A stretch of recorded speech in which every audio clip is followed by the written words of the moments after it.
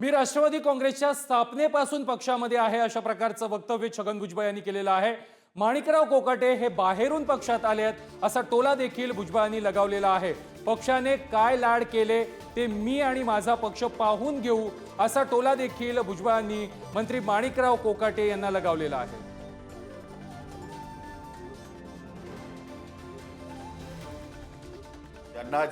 ज्यांना जिथं जायचंय तिथं जाऊ शकतील, ते काय अडचण नाही। त्यांना केंद्रात जायचं तर अरे पण त्यांना विचारा त्यांना काय आवडेल ते। मला मी कसं सांगू त्यांना काय आवडतं हा प्रश्न त्यांना विचारलेला योग्य राहील। नाही माझे नेते अजितदादा पवार आहेत, माझे नेते अजितदादा पवार आहे आणि माझे नेते आता राज्याचे मुख्यमंत्री देवेंद्रजी फडणवीस आहे।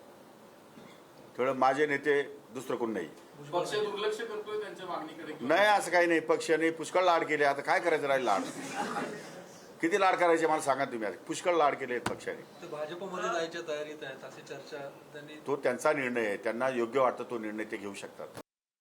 माणिकराव कोकाटेंना मला सांगायचं आहे की छगन भुजबळ या राष्ट्रवादी काँग्रेस पक्षाचा संस्थापक आहे, पवार साहेबांबरोबरचा।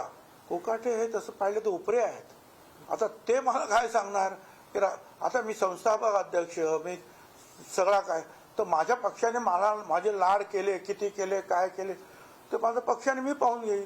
अरे तुम्ही काल आलात, तुम्ही काय, तुम्हाला बोलण्याचा काय अधिकार आहे?